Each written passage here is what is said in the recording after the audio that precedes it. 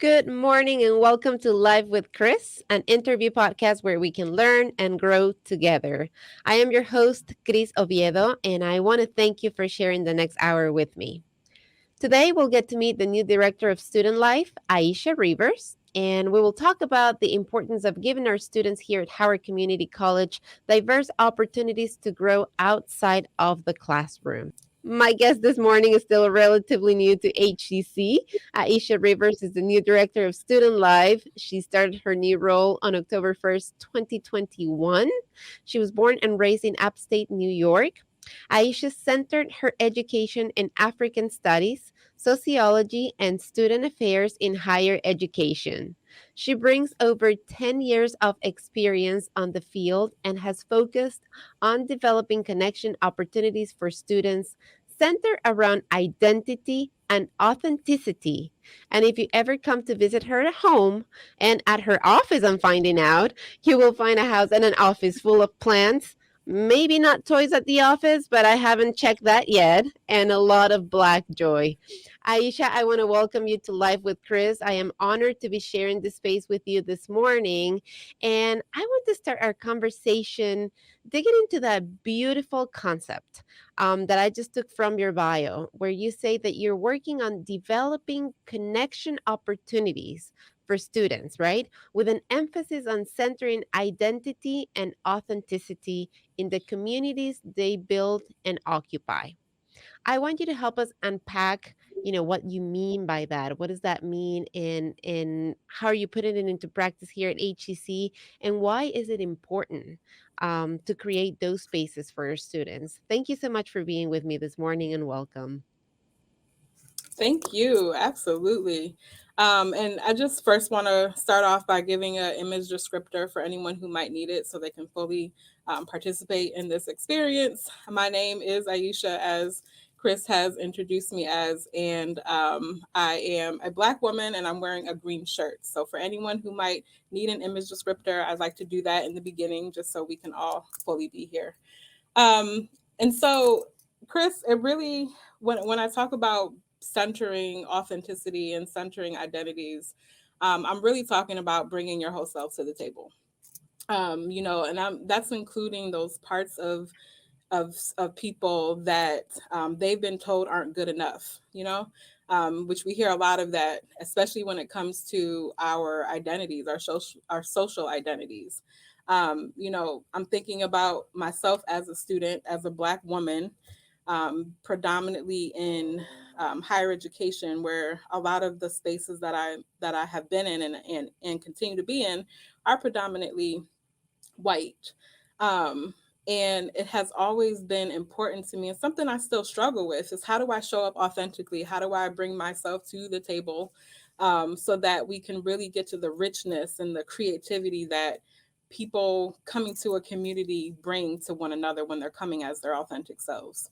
Um, but it's hard, sometimes I realize, even in my years of experience being a practitioner but also just being a person in this world, it's not always easy to come and bring yourself to the table. You start questioning those things that people have always told you, like, well, you don't fit this mold, and you're not the right, person for this because you don't look like this. And it's, how do you kind of shut out all of that noise and still be able to bring yourself wholly? And so when I think about working with students, I really try to keep that in the forefront when I'm interacting. Is like, how do I help them know that it's okay? Like, if you feel like you're not the right person for this position, or you're not the right person for X, Y, and Z because of whatever you look like, or the experiences that you've had, or your background, um, that let's leave all that at the door. Let's first talk about, what are your interests? What are the things that you want to bring to the table? And then how can I help you center the things that make you who you are in doing that? So I guess that's a little bit of how I would contextualize what I mean by that. And authenticity is It's a difficult concept, as you said, because, and especially I think, as we continue to grow into ourselves, right? And we never stop fully growing into ourselves. Like we continue to discover, and I think that's part of the beauty of life, right? That we continue to develop new areas, new likes, find things that we're passionate about that we didn't know before, and that's what makes us a whole person, right? So when you're working with the students here at HEC and affording them different opportunities, right? And having those conversations about who you are and what you like and what your interests are. Um, that idea of being authentic, right? And just showing up as they are and who they are. What are some ways in which you are hoping to bring safe spaces? Because I know right now, especially, I feel that we're there's a lot of loud voices, and there's a lot of misunderstandings many times, and there's we're trying to make sense of how do we move forward, how do we come together, right? We were very divided, and we're trying to come together again, present ourselves as we are, how we feel. When you're having those conversations, how do we honor, the different views, the different positions, the different opinions, so that our students can feel safe being who they are, but at the same time, like you said, respecting the space of those others as well. Right. And again, that's a hard thing to do. I don't think that's something that we're necessarily taught.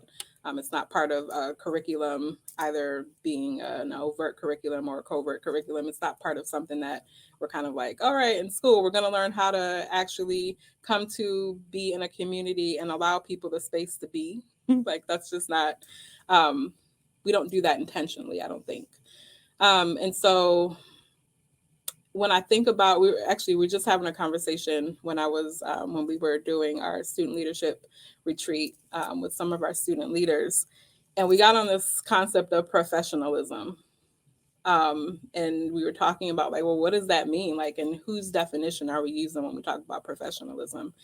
My understanding is that I feel like that word is kind of rooted in somebody's definition, that probably the person who came up with that definition doesn't look like me. So how do I fit into coming to the table as a professional, if that definition wasn't really made for me in mind? And so I think starting with challenging and questioning when we're coming together, whose narrative are we elevating in in anything that we're doing as a community? Whose narrative are we putting as the forefront, as the word, as a standard, as the thing that we are basing all of our foundational information on? And so going back to professionalism, in my mind, I'm pretty sure that was a white man who made that word professionalism, and then kind of attach all of we as a community, as a society, attach all of these things, to what that means. Showing up in your suit, showing up and saying, speaking polished, a polished speaker.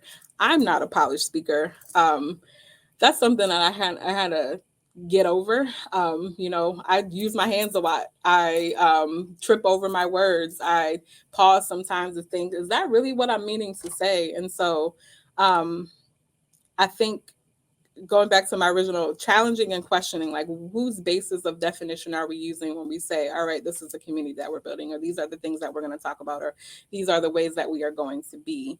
I think it's really important to help students kind of challenge that when we're bringing that to the table.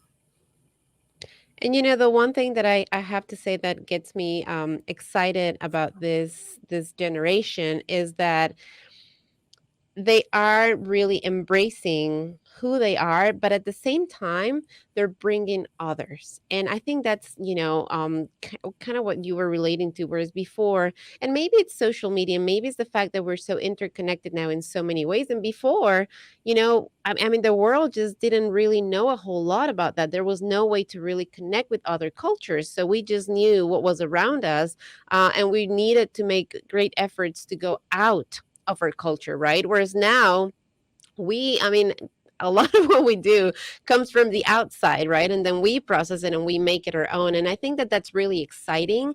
And as we continue to move forward, I'm really excited. I'm very hopeful that we will continue to do even more of that, not just challenging, but at the same time making sure that I'm included and everybody else around me, right? Everybody else who does not look like me is also included in that concept. And so I'm hopeful, and I'm really excited to see where this generation, where our students, right, our current dragons right now are going to take us, and what we're going to do in this world as we try to continue to honor ourselves, and like I said, give safe space for everybody else to be themselves. COVID-19, let's the pandemic is still here with us. It changed the way in which we connect. It forced us to shift online literally overnight. So I want to talk to you about that because that's not the transition that nobody really could foresee, right? And that's not something that we were prepared for necessarily. So with that transition, talk to us about some positives that have come through that, some challenges that have come through that, things that maybe you found surprising, unexpected, some lessons that you've learned, and things that you think, what, maybe I can go ahead and take this and incorporate that into the work that we're going to continue to do here at Student Life at HCC for our dragons. Yeah. Thinking about technology, I think that's the biggest thing that comes to my mind is how the use or having to implement the use of technology at a greater scale um, really helped widen, I think, widen connection and engagement. Think of all the times where it's like, I really wanted to go to that program or that event or that activity, but I have to be at work. I have to go to work. I have to take care of my family, or I'm managing a chronic illness, or I have social anxiety, or all of the different lists of things that we can come up with that we need to place above going to something or being in community with other people. And so I think technology really helped us widen that opportunity for people to engage and find the connection on their own time, or fitting in better with their own schedules. So that's a big thing that I see. But I think on the flip side of that, when we're on technology, we're losing a little bit of the like language that we pick up when we're in person. The body language. People use their bodies so much. Like I just talked about, I talk with my hands all the time. But like, I think we lose a little bit of the like in person, picking up some energy. I'm like, okay, I'm reading the room a little bit. It's easier to read the room, I think, in person. But also the fact that when you're in person, you're in the same environment, and so you're kind of picking up some of the same cues or the same things that are kind of happening. And even though we might interpret it differently, whatever's happening in the room, we're all there in the same environment. But online, you have other distractions that you have to deal with, and so that kind of communication, or the things that kind of come out of that are lost. And then I also think even having the access to the technology is another thing that always is questionable. It's not everybody has the same access to be able to even get on their smartphone or have internet or whatever have you to be able to engage in that way. So I think that's a challenge as well. Yeah.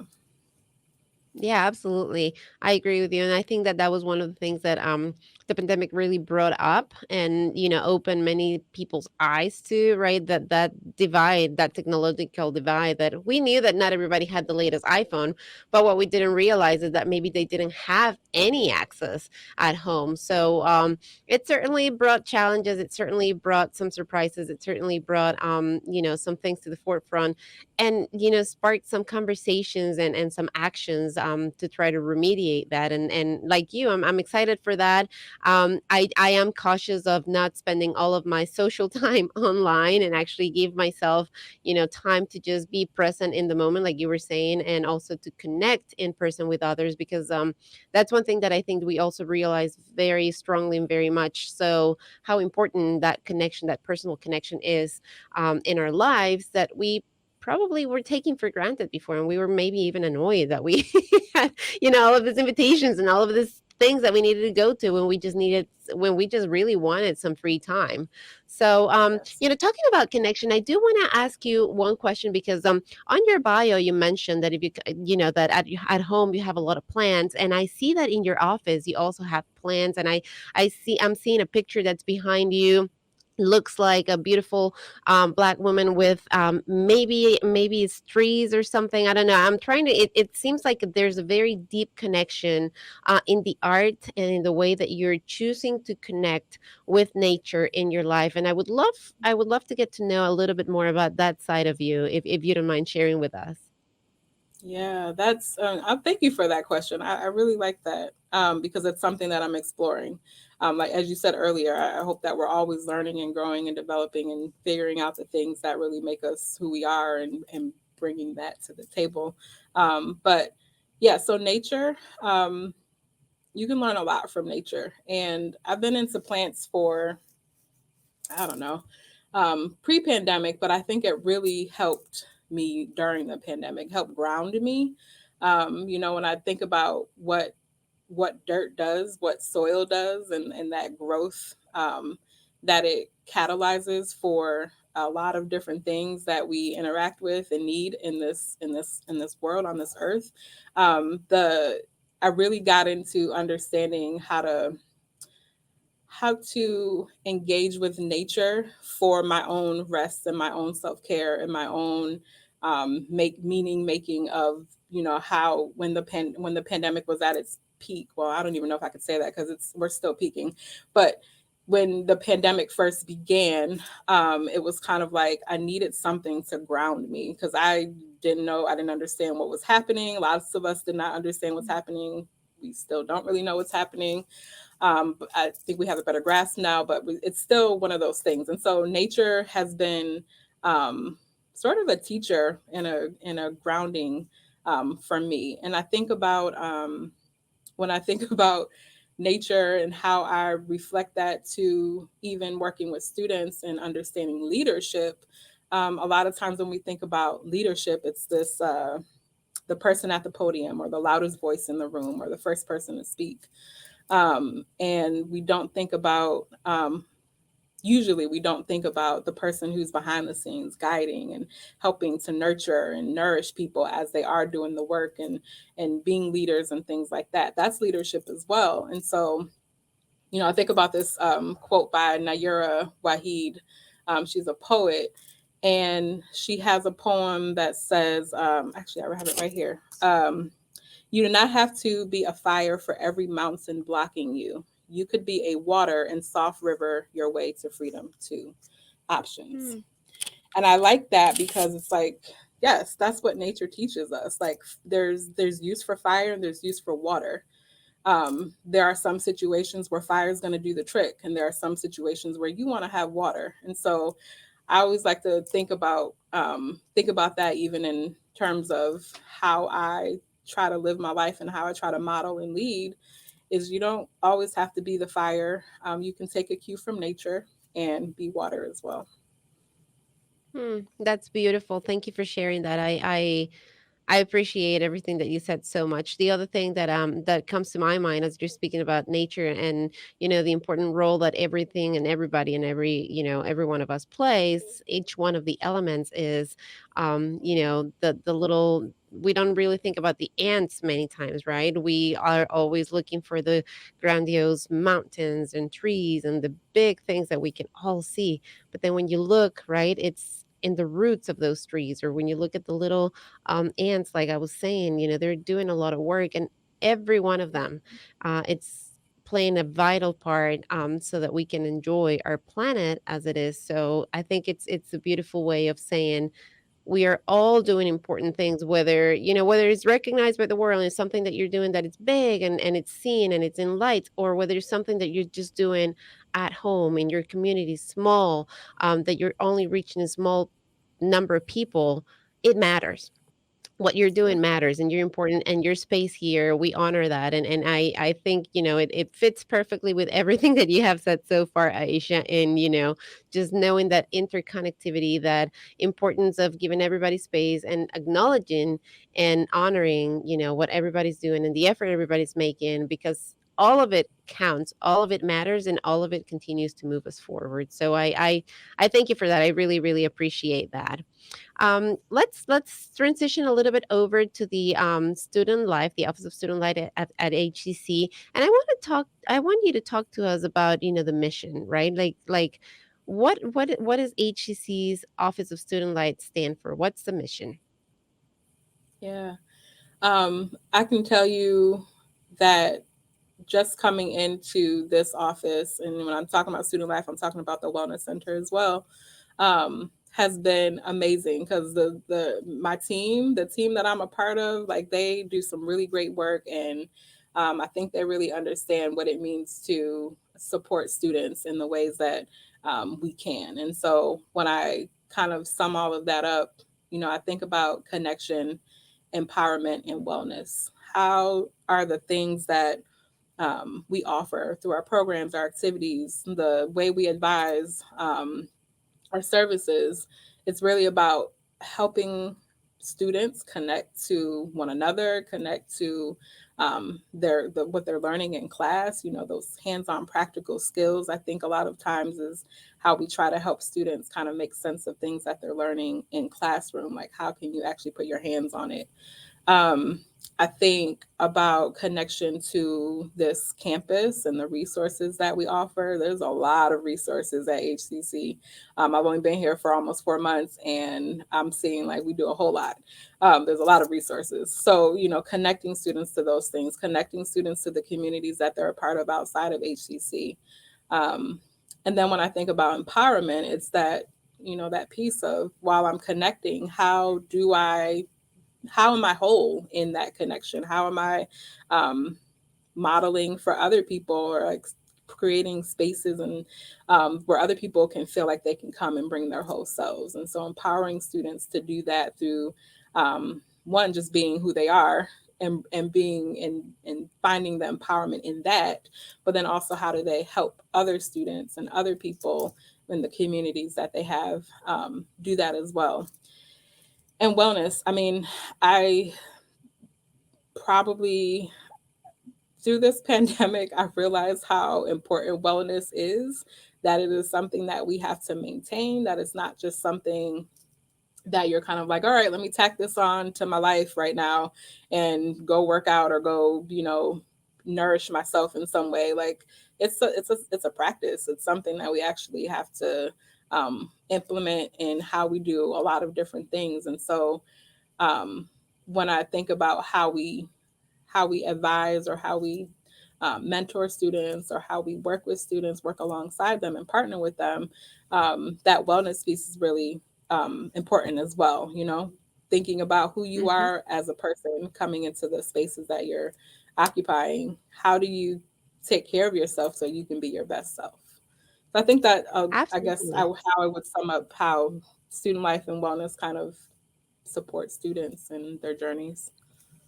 And I love that you're saying that, but I know that as a student, sometimes people think, okay, student life is just it's just parties, it's just events, it's just fun. You're giving us a very different picture, very different perspective. The other thing that sometimes comes to mind, especially in a commuter school, is two things that come to my mind is one is distracting, right? It's not going to support my education. It's going to be distracting to my classes. It's not going to help me achieve my goals. And then the other thing is in a commuter institution especially, I don't have the time. I'm not on campus that often, right? So when you guys are creating these opportunities, how are they continuing to provide that connection to education? How are they enhancing the education maybe of our students is a better way to ask that question. And how are we making sure that we are creating spaces for those students who maybe non-traditional students who are working full time, who have families, and are also educating themselves, moving forward in their careers on top of that. Yeah, that's such a great question. Um, and I think the thing that I always come back to is practice. One of the things I've been telling students, lately, especially as they're kind of like going through, like, oh, I didn't do so well in this class, or I missed this opportunity, or whatever have you. And I'm like, failure is okay. It's okay to make mistakes. It's okay to try again and then make mistakes 30 more times before you get it right. Like that's just life. And I think the ways that we try to help students understand the importance of being involved with, you know, various things happening on campus, rather it's through us or rather it's just, you know, another part of the campus, is that practice at life, that practice for making mistakes and failing, and knowing that because we have so many resources on campus and support systems, that students can make the mistakes and learn how to ask for help, and then learn how to upright themselves quicker, or learn how to upright themselves, period. And I know, you know, I'm thinking about the students who, not just the students who are like traditional age students, but are non-traditional age students as well. We're life learners. I hope that's something that people kind of take with them. There's always something to be learned.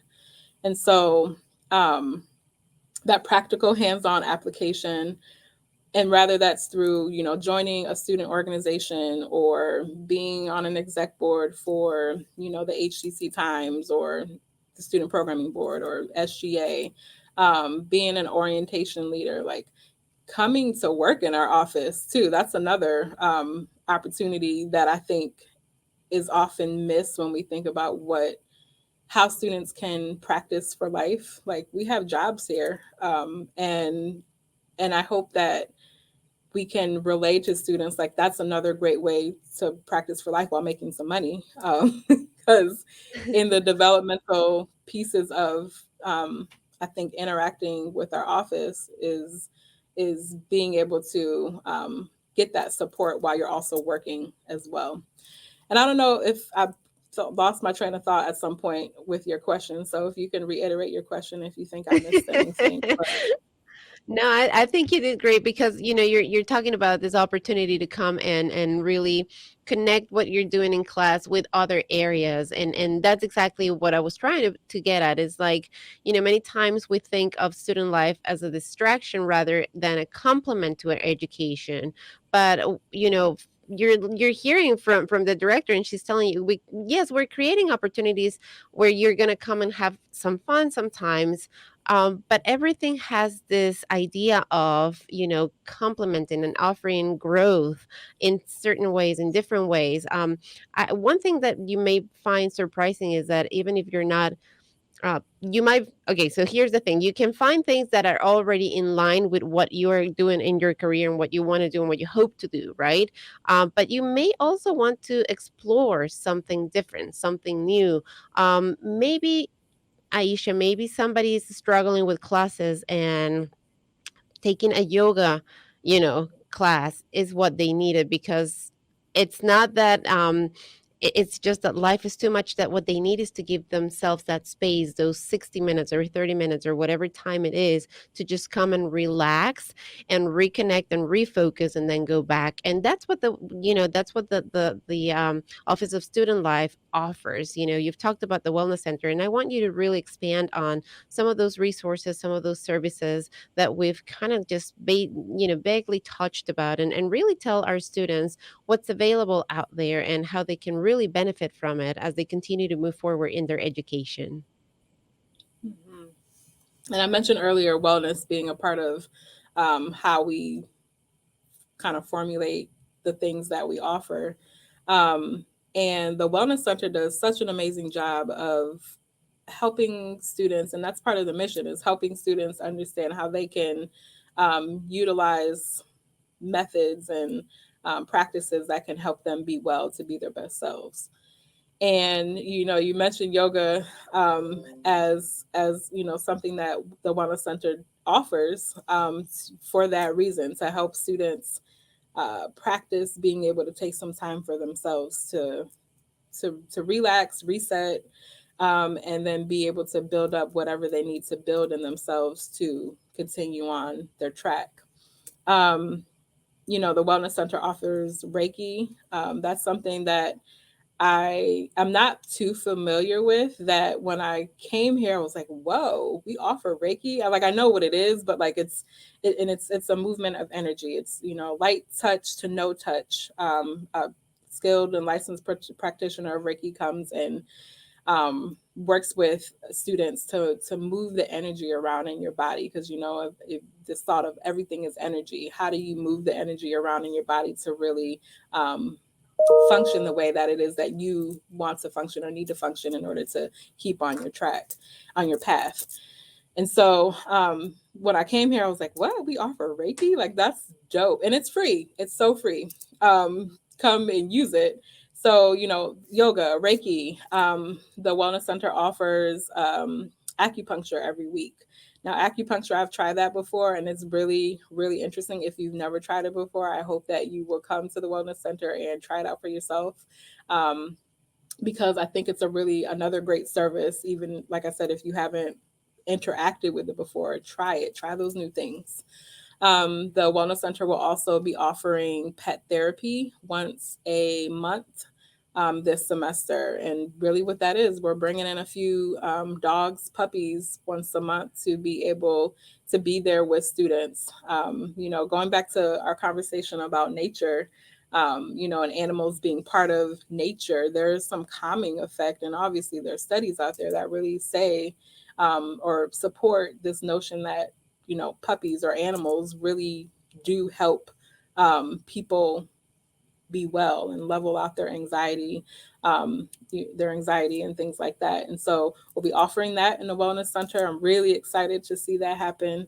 And then when we think about the basic needs or the things that we need in order to be well, food is right at the top. We need food. And so the food pantry offers food to students who need it, and any student can take advantage of that. And it's not just food, it's healthy food. It's, working with the community garden that we have here at HCC. Bringing in those fresh greens and those fresh herbs and things like that to really implement into the meals that you're able to cook. And so any student can take advantage of the opportunities in the food pantry. There are meal kits, there are meal recipes, all of that great, those great things that we need in order to nourish ourselves. Absolutely. And another way that you can participate is you can be part of the garden, right? Maybe you're not in that place where you need that help right now, but you want to help and you don't know how, and you enjoy working with nature. If you've never worked with nature and you want to learn a little more about that, well, that's an opportunity for you to come and do your part, for you to come, like we were saying, and explore, right? Areas that either are very much in tune with what you want to do in your life and in your career, or maybe areas that you've never tried before, and HCC is providing you with those opportunities to come and explore.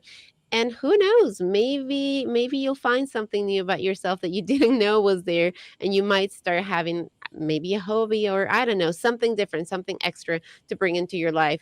The other thing, Aisha, that I know you guys provide is opportunities to connect. Opportunities, we talked about how important it is to have.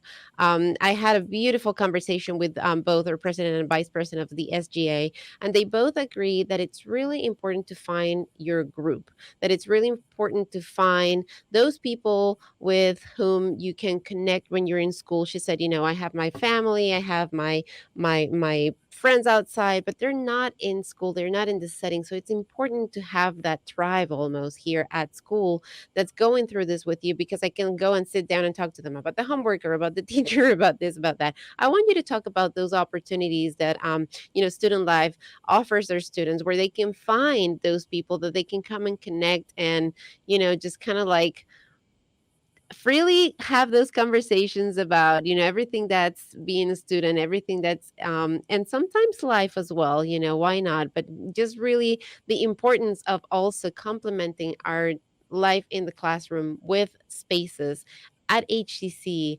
where you're not necessarily studying together, or maybe you are, but you're also doing more than that. Yeah, absolutely. And I'm really glad that our VP and president of SGA, said those things, because it's true. Like, you need to find your people, essentially. Find the people who are gonna support you, collect you, be there for you. Even if it's just to come with some jokes. Like, jokes are really important. That comedy relief. And so we offer a variety of things in the student life area, including, like I mentioned before, the HCC Times. That's our online newspaper. Um, if you are a writer or want to become a writer or want to try your hand at writing, you can apply to be a writer for the HCC Times. That's our online newspaper. Um, the um, the group who manages that is awesome. They will help you formulate ideas, help you think through some things that you might want to contribute. So it's a really great opportunity to find your groove with writing, and contributing to campus news. The Student Programming Board is another great opportunity. That's the organization that supports a lot of the campus-wide programming, and that's very, very social. It's not only just coming together to plan the events, but if you just want to participate, look out for those events that SPB will be putting on. They actually have one coming up on Valentine's Day. Look out for more information for that. But that's a great opportunity to that's purely connection. That's what we're talking about, like coming in and really finding people to meet. And obviously, Student Government Association is another opportunity for students to join, and find people who have some like interests, especially when it comes to building student organizations, student clubs. We currently have about 24 student clubs that are active and ready to go, and I'm pretty sure we'll have more this semester.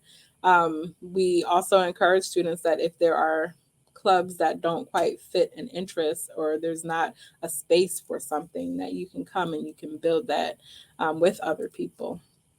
Um, And I also think yeah, go ahead. that, Mhm. I was just going to say orientation leaders. I got a chance to work with orientation leaders last week, and they're so awesome. Like they know a lot about what is happening on campus. If there are students who are trying to figure out like where to connect or like where to go, there are great students to talk with to see, just to have the conversation and figure out what direction they might want to go in. And I was actually gonna go to that, to Welcome Week, because I think it's really special, right? It's the first week of classes. We're back in campus. For some students, it's their first time on campus as a student. It's their first semester. It's their first class. Um, and I really appreciate that you guys have all of these events. You guys have a full week of events planned for students. And I want to talk about the importance of creating this special set of events on this first week, because we could also think maybe it's already a lot, kids are just getting in the groove. Why put something else in the back of their minds? Why conflict with maybe their classes? But no, we're making a real effort to say to our students, welcome. We're making a real effort to have some spaces, some events, some things happening, so that they know that from day one, we're saying hello, come join us, come talk to us. We are happy to have you here. I would love for you to talk a little bit about what's available, but also the importance of having that warm welcome for all of our students here at HEC. Yeah, I really appreciate this question too, because we're in the middle of Welcome Week right now. We started yet what's today? Tuesday. We started yesterday. And so we had like some kits to give away, some welcome kits that Thelma Bush, our program associate, she facilitates all of Welcome Week and does a fabulous job. So we had some welcome kits that had some things in there for students to peruse through and take advantage of and whatnot. And then the Wellness Center also offered some Be Well kits that had some things in there that as just to keep up with wellness, like cough drops and vitamin C and things like that. Some maintenance and some proactive things. And it was maybe by 12:30 we had gotten rid of all of the welcome kits had gone, and all of the Be Well kits have were gone, but students were still kind of hanging around, and it was really great because I came in October, and so I didn't get to see, I don't know, I guess the buzz of like what it means to be back on campus, and I think we might have more students on campus this semester.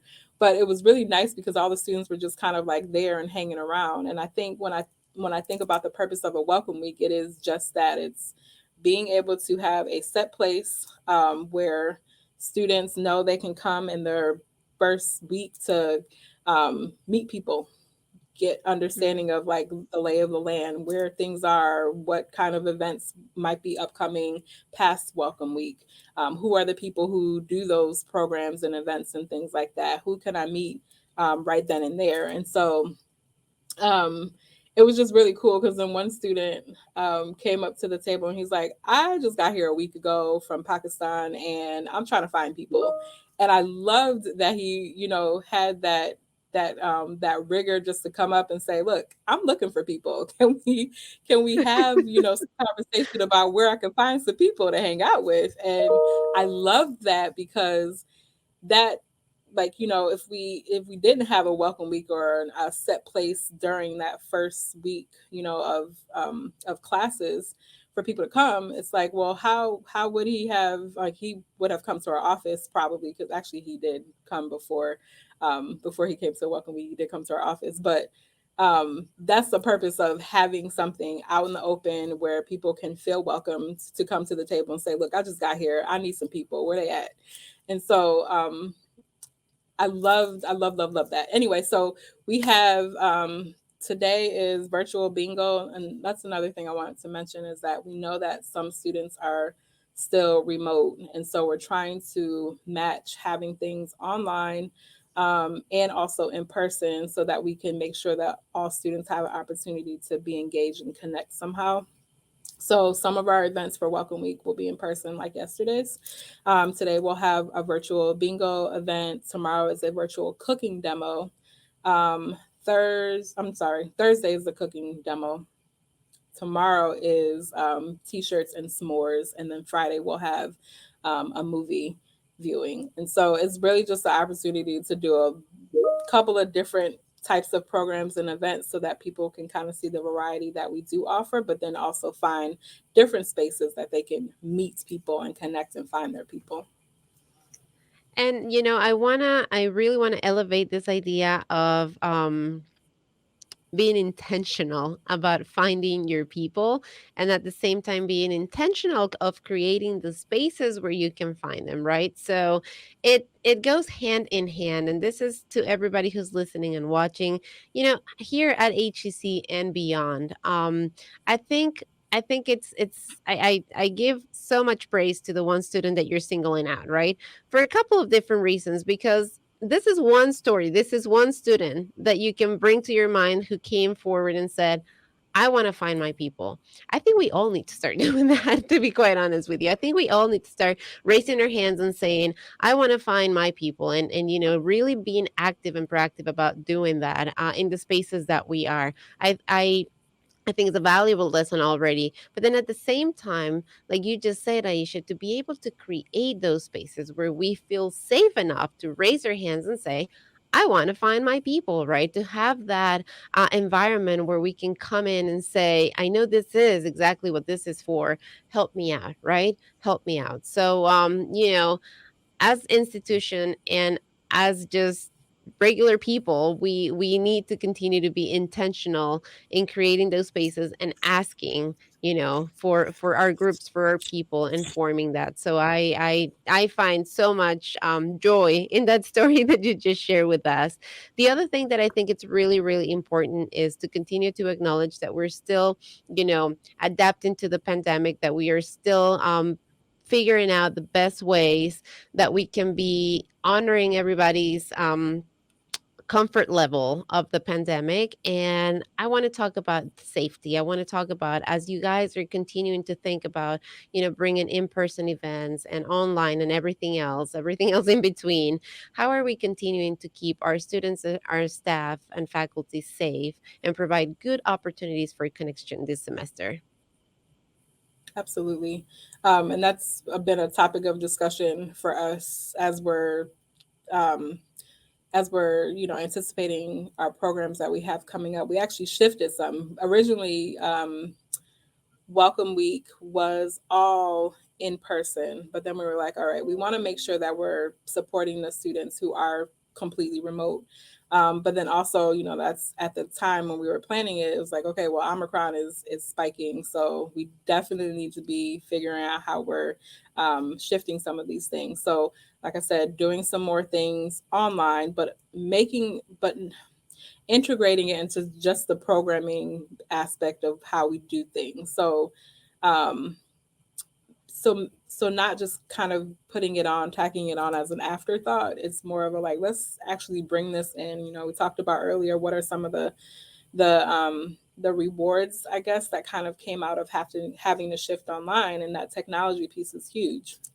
So bringing that in and making it an actual um, intentional part of how we do things. But we had to think about some of those things not being as, I guess, viable online than they are in person, like our Dragon Connection Fair, which is basically our Club Rush and our Resource Fair have been combined so that it's just one day for students to be able to come and say, all right, these are the resources that we have on campus. These are clubs that I can get involved with.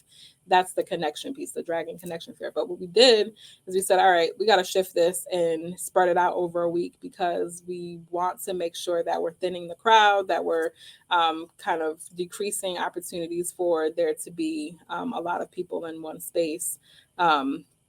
To decrease the possibility of any, spread or whatever have you. And so that will now be a week instead of a day. And we're following suit with some of the other fairs that we have coming up for this semester. But really, it's also reminding people like we are still in a pandemic and we are a community and we are wanting to keep ourselves safe. We want to keep you safe as a person in this community. So, how can we all do our part? Wear your mask properly. Be aware, read the room of like if people are like trying to distance themselves while being in a space with other people, really look at that and maybe don't stand so close if you are reading that somebody's not wanting to be that close, and things like that. So it's really, I think it's a culture shift that we all have to do on campus is to really speak up when we need to advocate for ourselves, but then also read the room and be like, all right, let me make sure that I'm keeping other people around me as safe as I can, or as safe as I would like them to keep me as well. Absolutely. We want to continue to be and bring opportunities in person to everybody, in the classroom, outside of the classroom, but we want to keep everybody safe for sure. So wear your mask, wash your hands. We can't say that enough times, right? And just keep your distance when possible. Aisha, let's talk about some of those events, in the spring semester that you're looking forward to and that our students should start planning to participate in. Yeah. So, food for thought immediately came to mind. And what that is a discussion program that we facilitate with counseling and career services.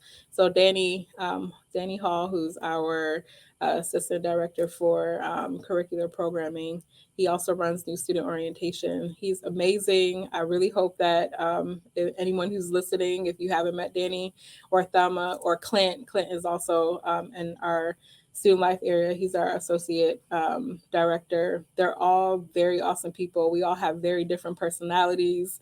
So I'm pretty sure you can find somebody to connect with and the bunch of us. But he facilitates with Dr. Joy Stevens, um, a food for thought program. And basically what that is a discussion series with various topics each time. It's lunch and it's discussion. So students can come talk about various things, whatever the topic is for that event or that specific event, and then have lunch and really find some opportunities to connect with each other around the topic or around the things that really relate to our lives as people here in our HEC community. So I'm really looking forward to food for thought. I think I only made it to one or two last semester when I first got here, and so now I'm ready to get to all of them this semester. I'm really looking forward to the Dragon Connection Week because I missed the last one last semester, so I never got to see it. here, and that one will be next week. So from February 7th to February 11th in the Galleria. What else am I looking forward to? I'm looking forward to see what SPB and the HCC Times and SGA do as well, and all of the student organizations, because last semester we weren't able to do some of the things the student organizations wanted to do. And so they're like, all right, let's reset and focus on how we can do them this semester. So I'm really looking forward to their creativity and, all of the goodness that they bring to create this vibrant campus. I'm looking forward to SGA's town halls. Those are something that SGA started last semester. And really, what that is an opportunity for students to come together and talk about their student experience here. It's a chance for there to be some exchange of like, oh, I was thinking that too, or I have this issue too, or this was a great thing that happened too. And like, other students can hear from other students to be like, oh, maybe I need to try that, or maybe I need to like talk to this person and figure out how I can do something different or whatever have you. And so that's really a space for exchange. And we're hoping that, out of that, we'll hear how we can support students to create an even more enhanced and healthier student experience here. I'm probably missing a lot. I'm really looking forward to like I said earlier, the pet therapy program that Wellness is implementing this semester. The game room, I'm pretty sure we're going to have some pretty dope tournaments and things like that out of the game room. So I'm looking forward to that too. There's a lot I'm looking forward to. I can go on and on because honestly, there's just a lot happening. Well, and I was going to say, I mean, you've only mentioned, a handful of things, and you're saying that there's a lot more. So, where is the best place? Where can we go and stay connected? Where can we stay up to date, find maybe the links or the registrations, or just all of the details of what's coming up. Start marking on our calendars so that we don't miss out on anything that's bringing up by Student Life this semester. Definitely. So Student Life sends out a weekly email on Fridays, and in that email, we list all of the different upcoming events. Either they're sponsored by Student Life, Wellness, or the Game Room, or they're coming from other areas on campus, student organizations. So it's basically a whole list of things that are upcoming every week from the Student Life email, which means you have to check your email. So I know that's a point of always not always a thing that all students want to do or do. I think we lost all of our viewers right there when you said we had to check email. And we also have Instagram platforms for both the Wellness Center and Student Life. And then you can find the Student Life Instagram page at HCC Student Life and the Wellness Instagram page at Wellness HCC. Obviously, you can always email us at studentlife@howardcc.edu. And you can also email the Wellness Center at wellnesscenter@howardcc.edu. I'm pretty sure I'm going to say those are probably the most like popular, succinct places that you can get information. But obviously we, have the online calendars if you want to go on the website and look for the Student Life and the Wellness calendars. There's also the bulletin boards that we have, physical bulletin boards. So if you're on campus and walking around, stop at one of the bulletin boards, take a look and see what posters and information is up there that might be of interest to you. Also, virtual bulletin board, and that can also be found online on our website. So many ways to connect with the Office of Student Life. Sorry, you have to check another email, but it's going to be worth your time. It's really going to be worth your time. You're going to find a whole lot of information. We actually are part of that email as well, and we send you one of our new shows every week with Student Life. So there's great ways to connect. You want to stay up to date. If you want to, I always hear students, oh, I didn't know this was happening.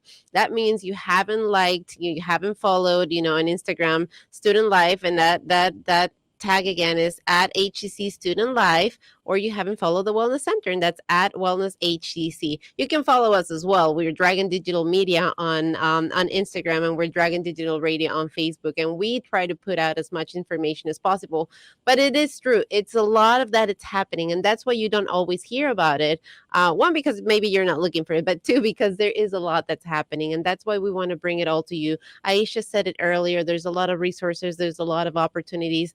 And the one thing that I'm taking with me from this conversation is that the heart behind all of this is really connecting with our students. Is not just it's not just an event, it's not just a check mark. It's really, how do we bring our students needs, how do we bring our students likes, how do we bring the heart of our students into the events that we put out so that they can really, really, really find opportunities to connect, to enhance their education here at HCC, to grow in other ways, and maybe experiment things, right, that they haven't before, or maybe find that breath that just that you needed so that you can continue with the rest of your classes and your semester here at Howard Community College. Aisha, we are running out of time, but we've, like I said, we've talked a lot and about many, many different things today that are happening here at Student Life. If there was one thing, right, that people are listening and they're like, oh, there was so much, right? But if there was the one thing that you wanted them to say, this is what I am bringing with me, this is what I understood and I learned from our conversation today about student life at HCC, what would that be? Bring yourself to the table. I'm going to circle back to what I said when we first started. Bring your whole self to the table. And I know that it's not always easy depending on, who you are. It's not always easy because we don't always make the space for people to do that. But as much as you can and as much as you can kind of pioneer that for other people, that's going to take us as a community a long way. And you have an ally. I can tell it's student life. You can bring yourself, your full self, your whole self as you are to student life here at Howard Community College. Aisha, thank you for creating that space for our students. Thank you for being so mindful in the work that you do. And thank you, everybody, for listening, for watching, for sharing this information, this program with all of your friends and family. If you have questions, you know where to find us. You can email studentlife@howardcc.edu. Dragon Digital Radio, Cris Oviedo. Thanks for listening. Thanks for watching. Until next time, I'll see you then.